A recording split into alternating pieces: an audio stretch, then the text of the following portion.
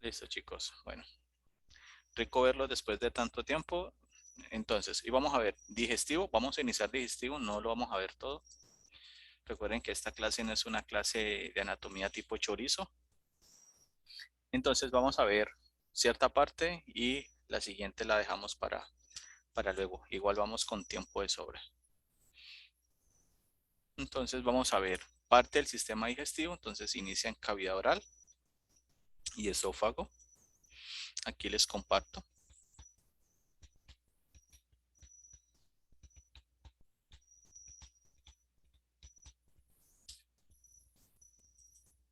Bueno, cuando hablamos de cavidad oral, entonces estamos hablando de una estructura que se convierte en la puerta de entrada de los alimentos al cuerpo. Pregunta, ¿ustedes conocen alguna otra vía de entrada de alimentos o de nutrientes al cuerpo?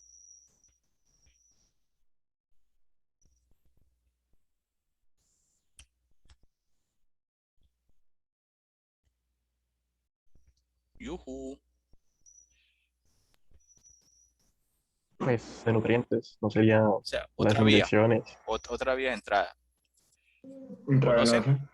Endovenosa, ¿no? ¿Qué otra vía? Entonces se llama una vía enteral y las vías paraenterales. ¿Listo? Entonces, la principal puerta de entrada de la cavidad oral. De la cavidad oral va a tener unos límites. Esos límites van a ser la parte anterior, los dientes, la parte inferior, la lengua.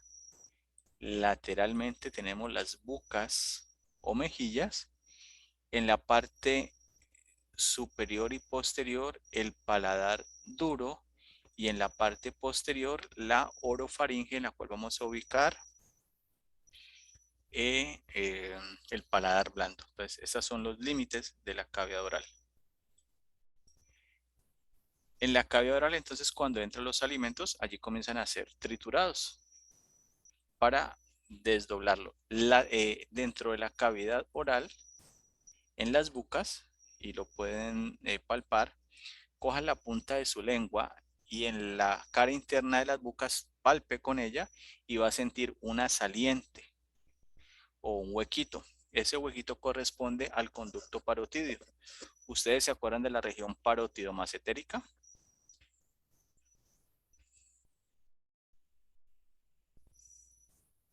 ¿Sí lo recuerdan? Sí. ¿Sí? ¿Dónde queda esa región parotidomasentérica? A ver,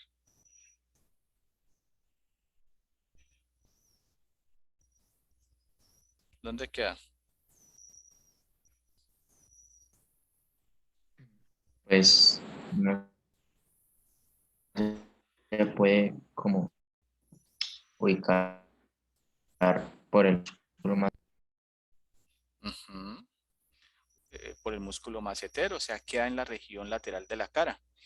Y ahí están esas dos glándulas grandes que se llaman la glándula parotidia, que están inervadas por qué nervio. Si se acuerdan bien, si no, no hay problema, chicos.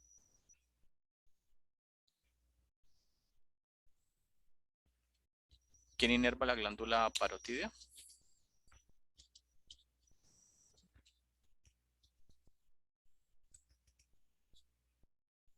¿Quién lo inerva? Le doy una pista. Es uno de los pares craneales. ¿El facial? El facial la atraviesa, ¿El pero facial? el facial la atraviesa. En ese sentido sí, pero quien la inerve no es otro. Dame otro par craneal, a ver. ¿El vago? Óigale. Ya te fuiste muy lejos. Devolvete un poquito. El 5, profe. Trigémino, Trigémino. Está entre el 7 y el 10. El Obviamente, 10. no es el 10 ni es el 7. Está entre el 7 y el 10, pero El es 8. El glosofaringeo. el glosofaringeo. ¿Y el glosofaringeo qué par craneal es? ¿Qué par craneal es ese? El 9. El 9. Exactamente, la glándula parotidia está inervada por el nervio glosofaringeo.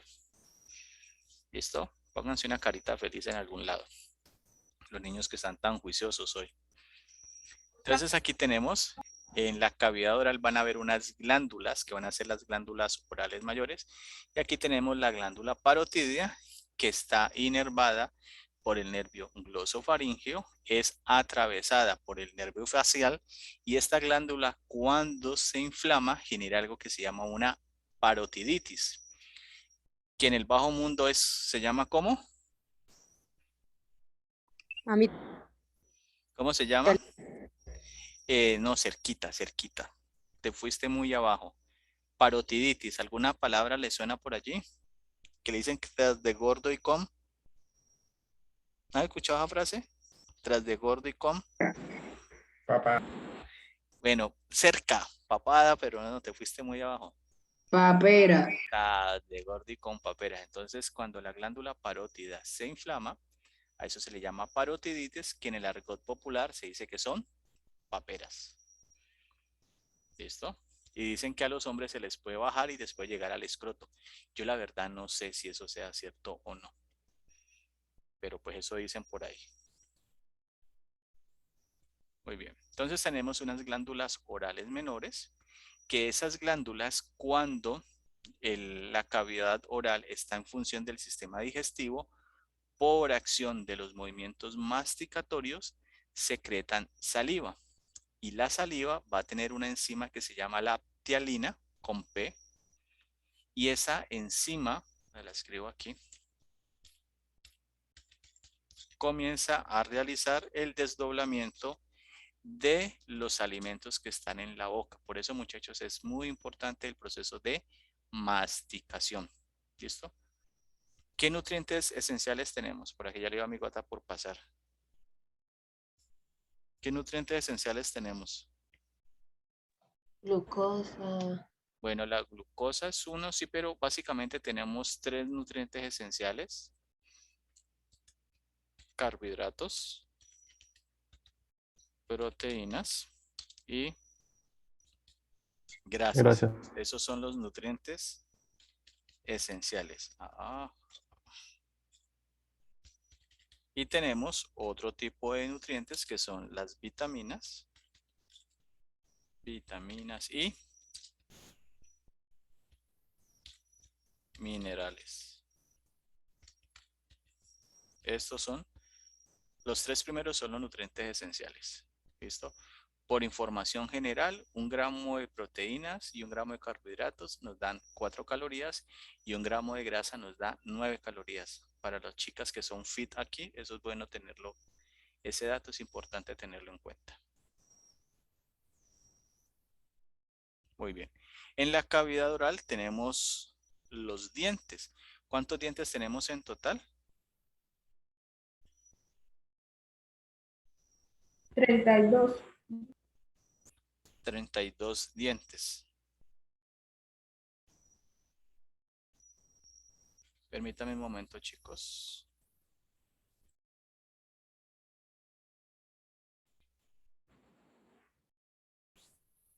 Listo, chicos.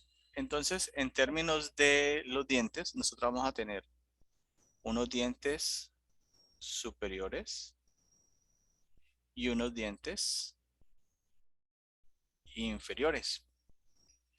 Los dientes superiores van a estar asociados a la maxila o al maxilar y los dientes inferiores van a estar asociados a la mandíbula. Pregunta, ¿cuál es el hueso más móvil de la cara? La mandíbula. Los huesos no se mueven, son las articulaciones. Ay, ¿cómo te dicen? Uf. Oh, te estás quemando hoy miércoles. Aunque lo que dijiste es cierto, también la mandíbula es el hueso más móvil porque está unido al hueso temporal a través de la articulación. ¿Cómo se llama? Temporomandibular. Temporomandibular, que es una articulación ¿de qué tipo? Sinovial Sinovial. simple. Sinovial simple, ¿seguro? Sinovial simple.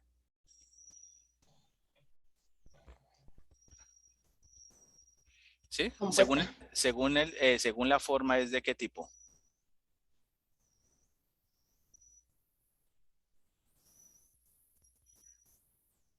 Según la forma, ¿es de qué tipo? Compuesta. No, según la forma, es una articulación tipo condilia. Según el tejido, es sinovial compuesta y según los ejes de movimiento es Poliaxial. Axial. poliaxial. Muy bien. Entonces nosotros vamos a tener 32 dientes. Unos van a ser los incisivos, caninos, premolares y molares. ¿Cuál es la función de los dientes? Triturar los alimentos. Y estos alimentos, cuando se trituran dentro de la cavidad oral, al producto de esa trituración más la mezcla con la saliva, a eso se le llama quilo, que es lo que está dentro de la cavidad oral. Muy bien. Entonces tenemos la lengua. La lengua es, Qué pena, dime, profe. Kilo kilo, sí. con Kilo, pero Q no con o K, kilo sino con con K. Q. Con Q. Más no con, o sea, no K, sino Q. ¿Listo? Entonces, la lengua la vamos a ubicar en la base o en la parte inferior de la cavidad oral. Así pregunta, como esas preguntas que uno puede hacer en un parcial. Esto que yo estoy viendo al fondo, ¿qué es? Las cuerdas vocales. Las cuerdas vocales. Muy bien. Las cuerdas. Ajá. Entonces, aquí tenemos la lengua. ¿La lengua para qué nos sirve?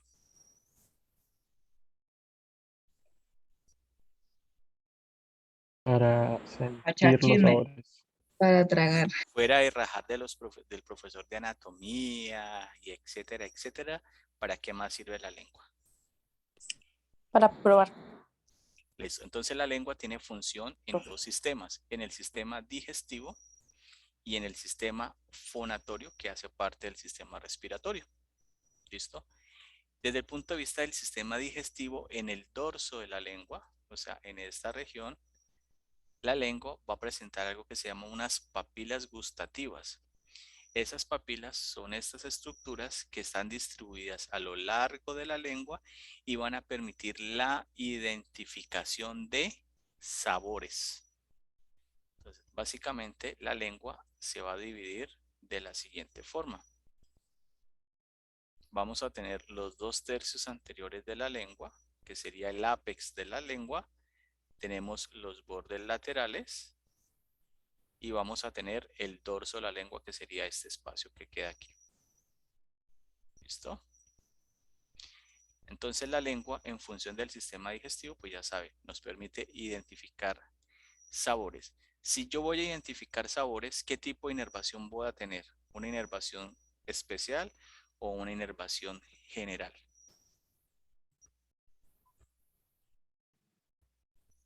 Especial.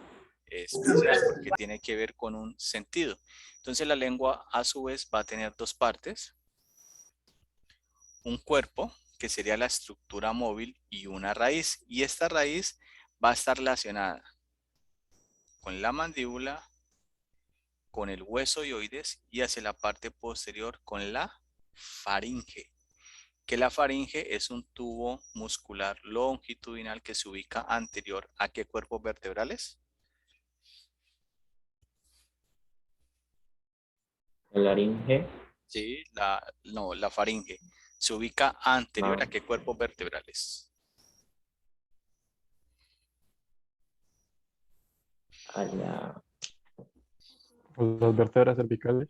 A las vértebras cervicales. ¿Listo? Bueno. Entonces, la lengua en su parte posterior, aquí como se señala, va a tener una tonsila que se llama la tonsila lingual, donde voy a tener unos folículos linfoideos y estos folículos linfoideos tienen linfocitos que se vuelven la primera estrategia de defensa que tiene el cuerpo ante el ataque de un bicho raro, un virus, una bacteria, etcétera, etcétera. La lengua se une en su parte posterior. Aquí tendríamos un cartílago en forma de hoja que se llama ¿cómo? ¿Cómo se llama el cartílago que tiene forma de hoja, que hace parte de los cartílagos impares de la laringe? Epiglótico. El cartílago epiglótico. Entonces ese cartílago, el epiglótico, se une a la lengua a través de unos pliegues o ligamentos laterales y un ligamento medio.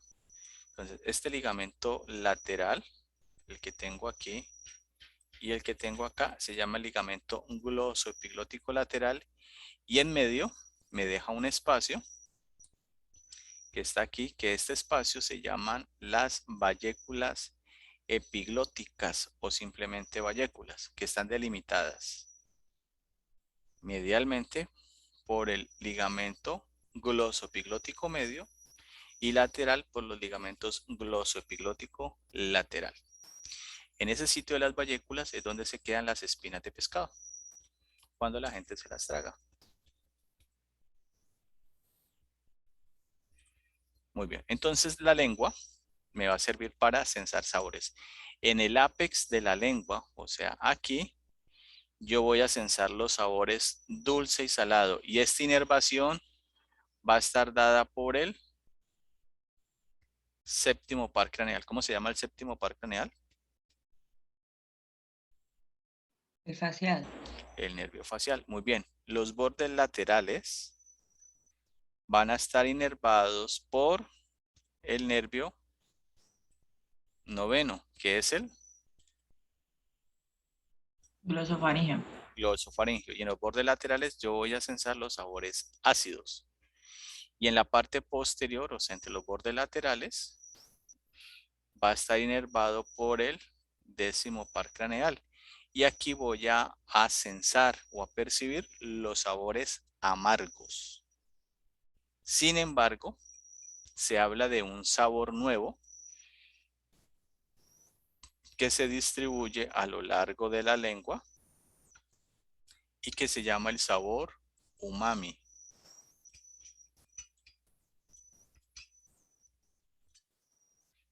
Es un sabor, algunos hablan que es la mezcla de todos los sabores y otros hablan que es la mayor capacidad que tiene la lengua o que tiene el ser humano de percibir más un sabor que otro. Entonces, si vos probas algo que te sabe rico, sería el sabor umami. Y hay otros autores que hablan que la lengua no tiene una distribución espacial para identificar los sabores, sino que a lo largo de toda la lengua, pues voy a poder identificar los diferentes sabores. ¿Listo? Profe, una pregunta. Contámelo. ¿Se puede ejercitar la sensibilidad para sentir los sabores? ¿Se puede, qué? Ejercitar la lengua para sentir los sabores. Pues de hecho, si has visto los que son catadores de vino o los que le llaman sommelier o los catadores de café, ellos desarrollan esa habilidad, ¿no? De poder identificar diferentes sabores. A ver, Yumi, yo tengo una gata inquieta. Eso se puede desarrollar, sí, claro, en la medida en que vamos, pues, teniendo estímulos, pero sí es posible. De hecho, hay gente que hace catas de licor, de licores específicos, ron, tequila, whisky, etcétera, etcétera. Adicionalmente, el ápex de la lengua, a él va a llegar el quinto par craneal, que es el nervio trigémino, a través del nervio lingual. Y el nervio lingual, si ustedes recuerdan, el trigémino se divide en tres ramas, una oftálmica, maxilar y mandibular. El mandibular a su vez se divide en una rama bucal, alveolar inferior, lingual y auriculotemporal, y la lingual vehicula o acompaña la cuerda al nervio, cuerda del tímpano para llegar a la lengua, a la pez de la lengua, ¿listo? O sea que aquí yo voy a tener presencia del 7 y del quinto par craneal. ¿Cómo vamos hasta allí, chicos?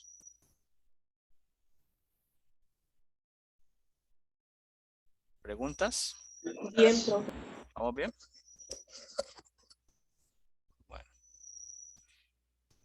Listo, entonces ya dejamos la lengua y nos vamos ahora al esófago. El esófago es la continuación de ¿qué estructura? De la faringe.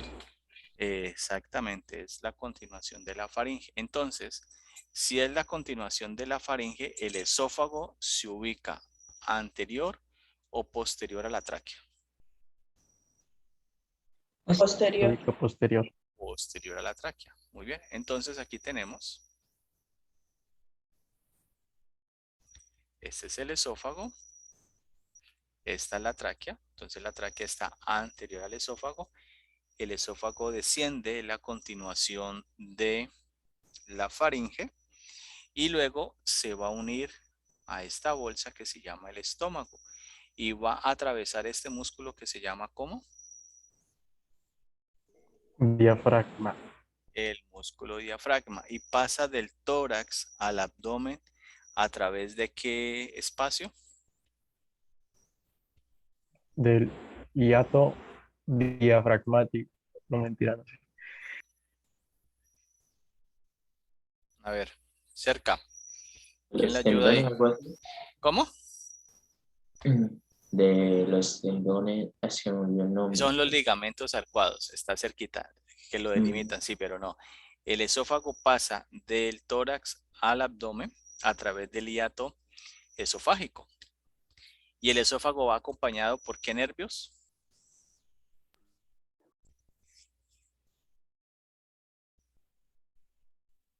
¿Por qué nervio va acompañado? Por el vago. Por los troncos vagales, que son, recuerda que el nervio vago son dos, el de la derecha y el de la izquierda. El de la derecha rota medialmente, entonces se hace, bueno, rota laterales, bueno, sí, medialmente, ambos rotan medialmente, entonces el de la derecha rota medial, se vuelve tronco vagal anterior, y el de la izquierda también rota medialmente porque está a la izquierda y se vuelve el tronco vagal posterior.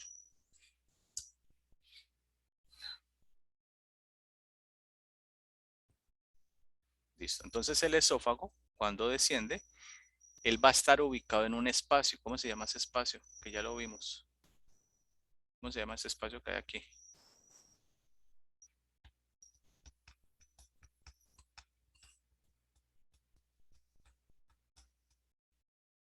¿Cómo se llama ese espacio, chicos? Mediastino.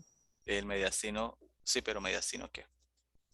Mediastino Posterior. posterior. Mediastino posterior, muy bien. Entonces, si yo comparo el esófago en relación con esta arteria que es la aorta, el esófago va a estar orientado a la derecha de la aorta. ¿Listo? Entonces tengan en cuenta eso, que esa es una pregunta del parcial. Ahí le voy dando pisticas. Es una de las 90 Profe, y como estamos de pilosos, vaya pensándolo. sí, ya les dije una, son 100 preguntas, faltan 99, ya les dije la primera. Vamos muy bien. El esófago, entonces, es un músculo longitudinal que va a presentar 4 partes estrechas. La primera parte estrecha es cuando pasa de ser faringe y se continúa como esófago y se llama la constricción faringoesofágica. La segunda constricción es cuando se relaciona con los bronquios y la aorta y se llama la constricción aortobronquial. Y la tercera constricción es cuando atraviesa el diafragma y se llama la constricción diafragmática. Esas son las 3 partes estrechas que tiene el esófago.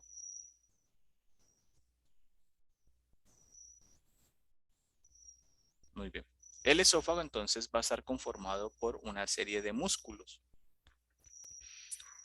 Recordá que el esófago en relación con la faringe pasa por unos espacios que están atrás y lateral a la laringe que se llama los recesos piriformes y luego ya se continúa como esófago. Entonces, internamente tenemos unas fibras musculares que son circulares, que corresponde al músculo esofágico circular.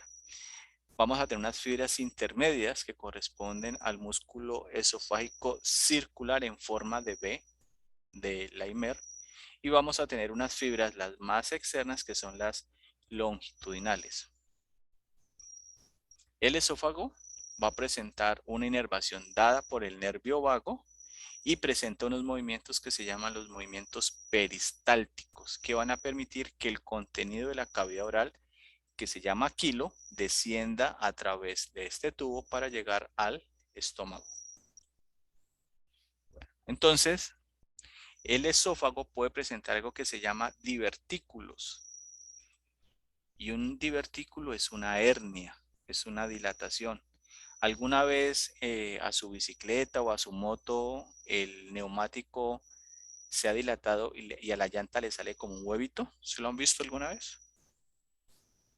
Sí, profe. Sí, o como a los balones de Exactamente, a los balones de baloncesto le sale un huevito, eso se llama un divertículo esofágico.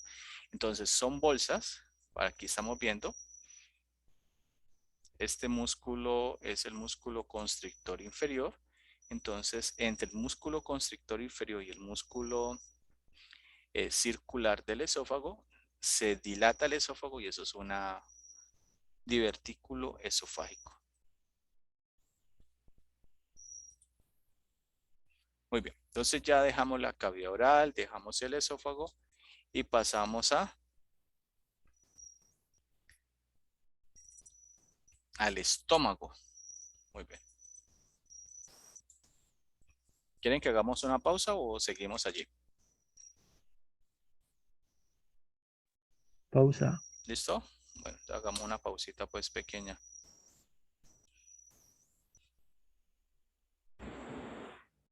Profe, Dímelo. tenía una pregunta en la clase pasada.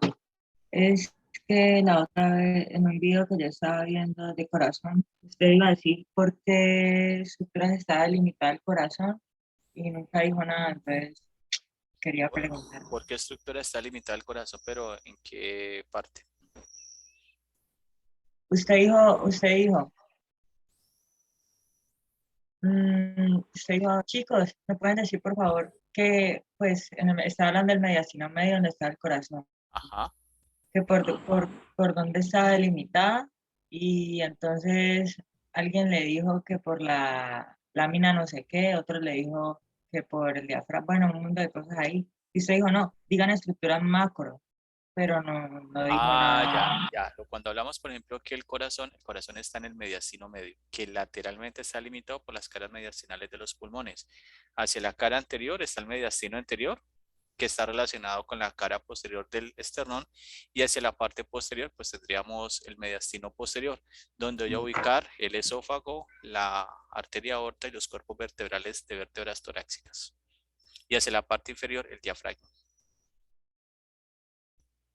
Gracias. Con mucho gusto.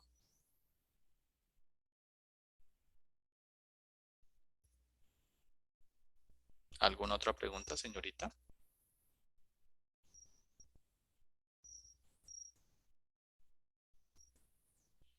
¿Alguna otra pregunta que este humilde servidor le pueda responder?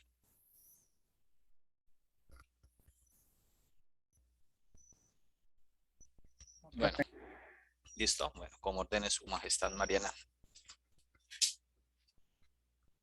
Listo, entonces el estómago es una bolsa de reservorio que va a permitir la acumulación de lo que está siendo transportado a través del esófago, que eso se llama el quilo. Va a llegar, el estómago como es un músculo, él se puede adaptar dependiendo de la contextura de la persona. Por ejemplo, este estómago que vemos aquí es un estómago hipertónico, es un estómago grande, es un estómago característico de una persona obesa, una persona con sobrepeso. Este estómago que lo vemos acá es un estómago ortotónico, es un estómago más bien alargado, pero simétrico, que sería característico de una persona, digámoslo, con sobrepeso. Aquí tenemos el estómago hipotónico, su cuerpo es mucho más alargado y está orientado hacia la parte inferior, que sería característico de una persona con normopeso. Y aquí tendríamos un estómago atónico, que su parte superior, entre la parte superior e inferior, es muy estrecha. Aquí lo vemos, hay como una especie de estenosis. La vemos acá y es característico de una persona con extremada delgadez. Bueno, Profe, el último dime. también se cinturita, pues Viene que no te escuché bien. Qué pena. ¿Me puede repetir? que sí, este se puede también para personas pues que son como con el abdomen muy delgadito. Bueno, si me hablas, bueno, posiblemente sea así, son personas delgadas, ¿listo? Recuerda que si me hablas de abdomen, yo te voy a entender como la cavidad abdominal. Y dentro de la cavidad abdominal voy a tener el estómago. O sea que posiblemente lo que quieras decir es que sean personas delgadas, de contextura delgada. Pues creo que eso es lo que me querías decir, ¿cierto? Sí, profe. Perdón. Entonces aquí tenemos el estómago, le hemos quitado la cara anterior y el estómago va a presentar las siguientes partes. Esto que señalo aquí corresponde a la curvatura menor del estómago, por ende esta es la curvatura mayor del estómago. ¿Esta estructura cómo se llama? Esto que señalé aquí. Esófago. El esófago. Entonces el esófago se va a unir con el estómago a través de un orificio que se llama el orificio cardíaco, donde hay la presencia de un esfínter fisiológico que se llama el cardias. Cuando hablo de esfínter Es un fisiológico, esfínter, profe. ¿cómo? Es un esfínter. Un esfínter es una estructura muscular, espérate, te la dibujo. Voy a decirlo así porque así me lo entienden, que tiene forma de culito. Así. ¿Listo? Este es un esfínter, son fibras radiadas y aquí hay un orificio que por estimulación se dilata y pues permite la comunicación de un lado a otro. En este caso aquí no hay ese tipo de fibras. Por eso se llama un esfínter fisiológico y se llama el cardias. Lateralmente, el esófago con la parte superior del estómago forma una estructura que se llama la incisura cardíaca. Esta incisura cardíaca, dependiendo del ángulo que tenga, va a generar con mayor o menor frecuencia que el contenido que está en el estómago se vaya vía esófago y a eso le llamamos reflujo gastroesofágico. O sea que dependiendo que tenga el ángulo de la incisura cardíaca se puede presentar eso. Adicionalmente, el estómago va a presentar unas partes. Esta parte superior se llama el fondo. Y aquí en el fondo van a haber unas células especializadas que van a secretar ácido clorhídrico, que van a desdoblar las cortezas vegetales o los vegetales, frutas y verduras. En esta parte vamos a tener el cuerpo.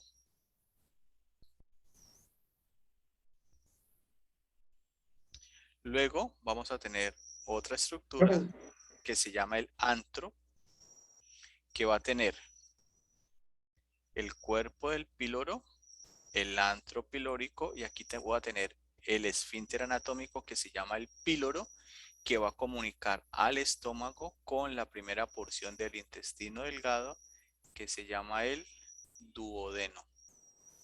Dime, ¿qué me preguntabas? Dime. No, nada, profe. Nada. Fresca, María Ángel. El que no nada ahoga. El que no nada se ahoga. ¿Listo? Bueno, entonces entre la curvatura menor del estómago y la parte superior del duodeno en relación con el estómago, aquí se forma la incisura angular, que es como un angulito que tenemos acá. ¿Listo? Internamente, el estómago va a presentar unos pliegues que están presentes en la túnica mucosa.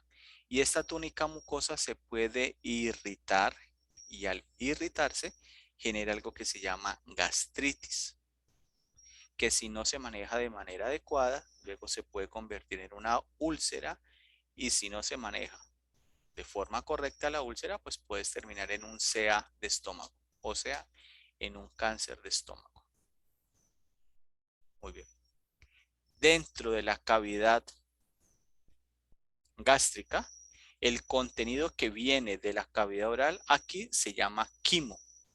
Y este quimo va a ser el resultado de la acción del jugo gástrico, que va a tener unas enzimas que ahorita las vamos a nombrar, que el contenido que viene de la cavidad oral, que ya ha sido triturado, aquí va a seguir siendo degradado para luego ser absorbido en unas partes específicas del intestino delgado. Entonces, el estómago básicamente es un músculo que tiene unas fibras musculares que permiten que éste aumente o disminuya de tamaño. Entonces tenemos la capa más externa, corresponde a estas fibras longitudinal externa, esta sería. Vamos a tener una capa intermedia, que serían unas fibras circulares, y unas capas profundas, que serían unas capas oblicuas. Ustedes han escuchado que a algunos pacientes les hacen un procedimiento quirúrgico que se llama el bypass gástrico. ¿Lo han escuchado? ¿Qué es así?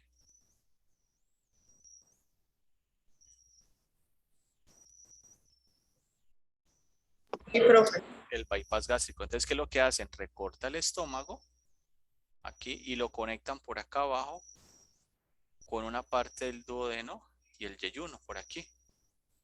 Entonces, esta parte del estómago queda inhibida, no queda funcionando. O sea, esto de aquí no queda funcionando. Pero también hacen otra que se llama la manga gástrica. Entonces, que pasan como una, digámoslo,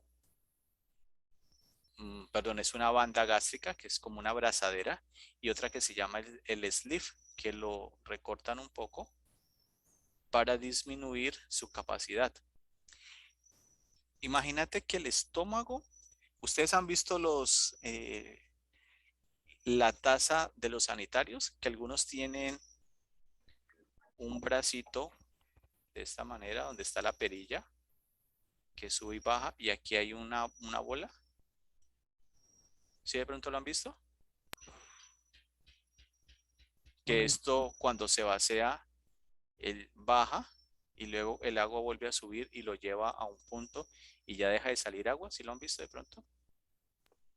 Sí, profe. ¿Sí? Bueno, entonces resulta que el estómago es algo parecido, o sea, no es que sea un sanitario ni nada por el estilo, sino que tiene un nivel para poder determinar la saciedad que podemos generar a través de la alimentación. Entonces, imagínate que el nivel está a esta altura. Profe, Dime. Dime. las personas que le hacen el bypass gástrico tienen menos capacidad para consumir alimentos. Exactamente, eso es lo que voy a explicar. O sea, la cámara gástrica se reduce. Entonces, imagínate que este es el nivel a esta altura. Eso es algo neurológico, ¿no? O sea, no es que vas a ver un nivelito allí, ¿no? ¿Qué pasa? En la medida que vos consumís alimentos, entonces esos alimentos van a llegar acá. ¿Listo? Y tiene que haber un equilibrio entre lo que consumís y lo que gastás. Si lo que consumís no lo gastás, el cuerpo lo transforma en grasa y se va acumulando. Y si seguís metiendo más cantidad, como esto es un músculo, ¿qué puede pasar? Él aumenta de tamaño. Entonces, el nivel sigue siendo el mismo, pero mira que para poder llenarlo, voy a necesitar más cantidad de alimento. ¿Listo? Entonces, eso es lo que sucede con los pacientes obesos. Hay un tema emocional, porque el sistema digestivo tiene que ver con la parte emocional. De hecho, le llaman el segundo cerebro, el cerebro emocional. Y por eso los pacientes obesos, al hacerles ese procedimiento, también los acompañan de terapias psicológicas, porque algún trauma han tenido en su infancia que es saciado o es camuflado a través de la comida. Entonces, eso es bueno que ustedes lo tengan en cuenta porque posiblemente ustedes se van a enfrentar a este tipo de pacientes. Bueno, la mucosa gástrica, ya les dije, se puede irritar y a esa irritación le llamamos gastritis. La gastritis mal manejada se convierte en una úlcera y hay factores que predisponen. Por ejemplo, en algunas ciudades o algunas regiones de Colombia donde se cocina con leña o se hacen muchos asados, se sabe que hay mayor presencia de un CA de estómago por presencia de un E. coli. Entonces, eso ya está establecido. Por ejemplo, la zona de Boyacá, la zona de Nariño, que hacen muchos asados, tiene que ver con eso. Y también el cocinar con leña. El estómago puede presentar una hernia. Entonces, aquí vamos a ver la configuración normal del esófago con el estómago. Pongámoslo aquí otro color. Del esófago con el estómago, mira, normal. Aquí puede haber una hernia yatal por deslizamiento. Entonces, la parte del fondo se desliza a través de el esófago y dilata la parte del cardias. Y aquí lo que tenemos es que el fondo, sin tener relación directa con el esófago, se protruye, se sale. Y a eso le llamamos una hernia yatal esofágica, una hernia yatal por deslizamiento, que es lo que se puede presentar allí.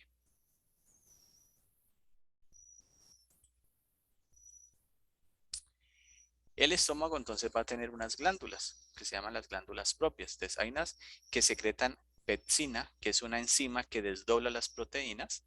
Tenemos el ácido clorhídrico que disocia los tejidos vegetales. Tenemos el fermento LAP que tiene que ver con la coagulación de la leche. El factor intrínseco que permite la absorción de vitamina B12. La gastrina que corresponde al jugo gástrico, o sea, la presencia de todas las anteriores. Y la parte digestiva o la digestión tiene tres fases. Una fase cefálica, una fase gástrica y una fase intestinal. Cefálica, entonces, a la altura del sistema nervioso central. Gástrica, estómago, e intestinal, donde se hace el proceso de absorción de los nutrientes presentes en los alimentos que ingerimos. Bueno, entonces dejo el estómago y ya continúo con el duodeno. Ya entonces ya estoy propiamente en la cavidad abdominal. El duodeno corresponde a la primera porción del intestino delgado, que tiene tres porciones. La primera es el duodeno, la segunda es el yeyuno y la tercera es el ilion. Entonces el duodeno va a tener cuatro porciones.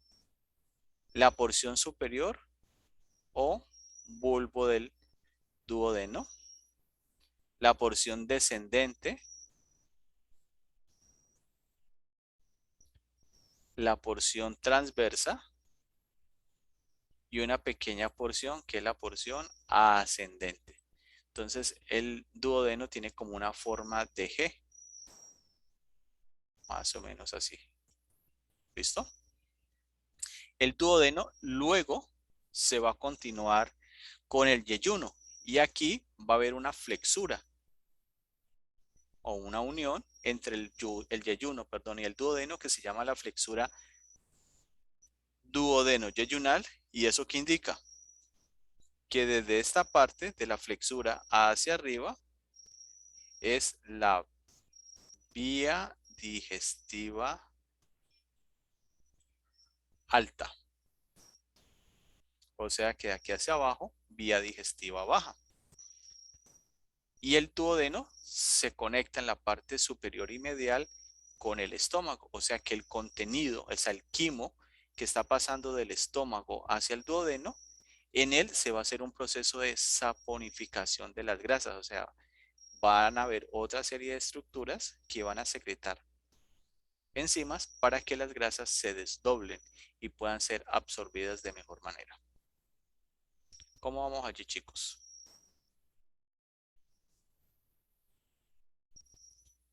¿Listo? ¿Vamos bien?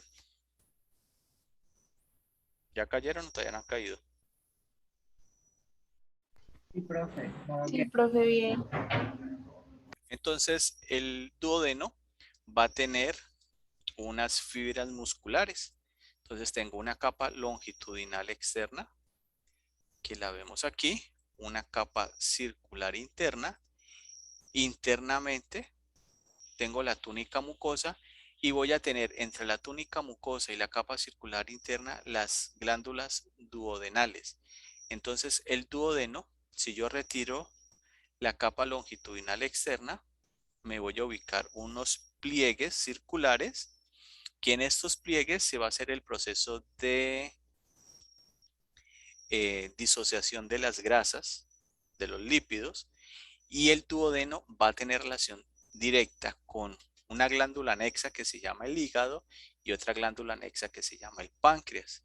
Entonces, el hígado, a través de este conducto que se llama el colédoco, va a llegar a una parte presente en el duodeno descendente que se llama la papila duodenal.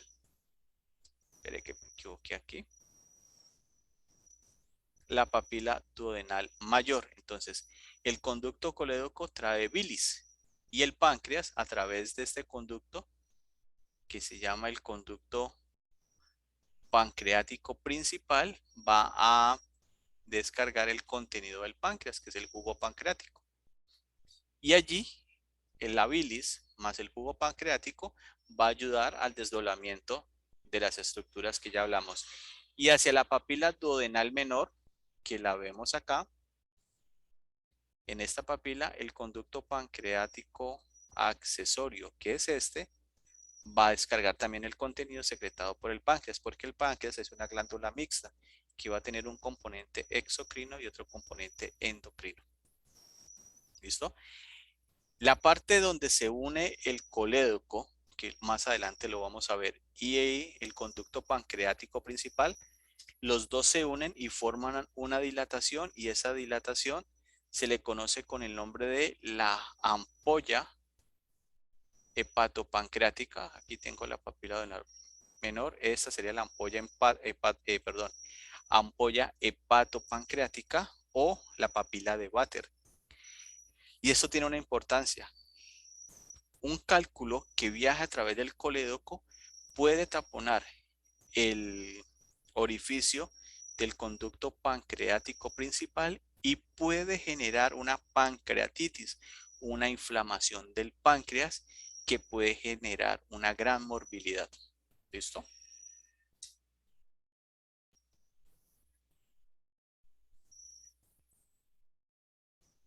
Muy bien. ¿Quién irriga el estómago y el duodeno? Entonces, a nivel de la aorta abdominal, tenemos un tronco que se llama el tronco celíaco. Ese tronco va a tener 3 ramas. De allí sale la arteria gástrica izquierda, que me va a irrigar la curvatura menor. Tengo la arteria lienalo-esplénica, que se ubica posterior a la pared posterior de el estómago, va a llegar al vaso de la parte superior del páncreas, y hacia el hígado voy a tener la arteria hepática común, que de ella me sale la arteria hepática propia. De la arteria hepática común me sale la arteria gástrica derecha, que me va a irrigar la curvatura mayor de el estómago. Y voy a tener hacia la parte inferior una arteria que se llama la gastromental derecha, que es una rama también de la hepática común.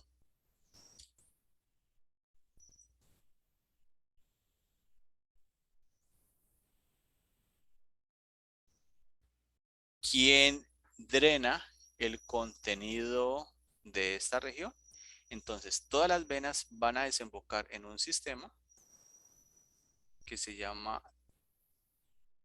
el sistema portal hepático. Entonces, la vena gástrica izquierda drena la sangre de la curvatura menor del estómago. La gástrica derecha también va a drenar. Las venas pancreático-duodenales anteriores, hay venas anteriores y posteriores. Esta es la vena mesentérica superior, la vena que viene del vaso, que va a pasar por el páncreas, se llama la lienal, y van a llegar a todo este sistema. Y en el hígado, pues se hace un proceso de depuración. Recuerda que el hígado es como la fábrica que desintoxica el cuerpo.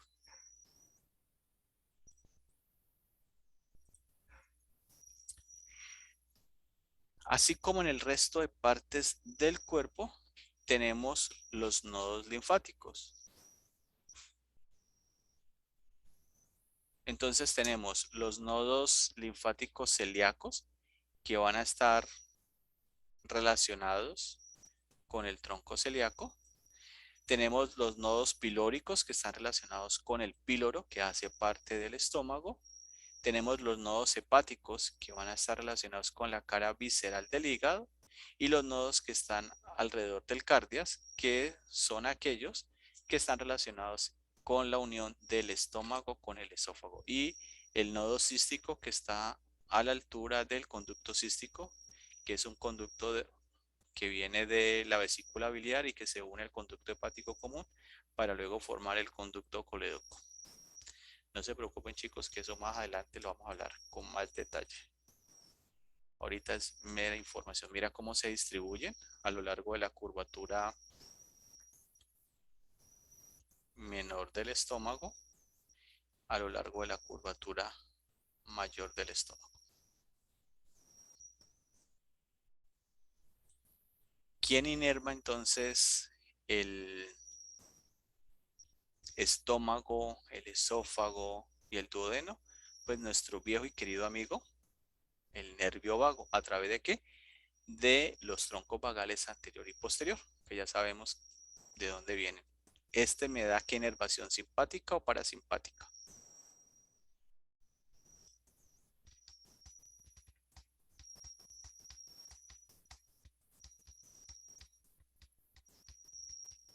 ¿Qué ha hecho, chicos? ¿Inervación simpática o parasimpática?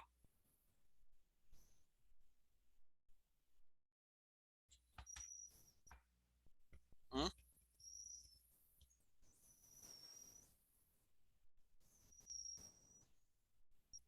Ole.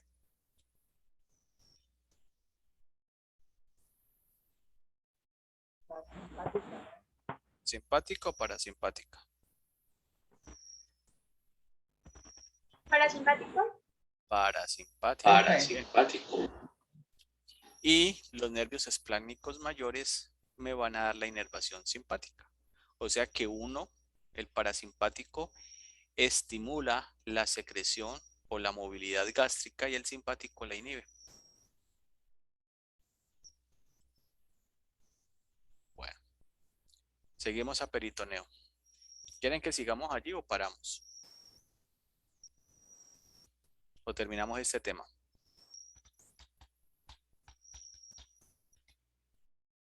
Chicos, ¿qué dicen Terminemos ustedes? ¿Cómo? con la vida. Oh, no van a cortar las venas. No se van a Profe, cortar. pues podemos seguir. No creo que ya. No, les estoy preguntando. Ustedes saben que conmigo pueden hablar. Pues les pregunto. No falta de confianza.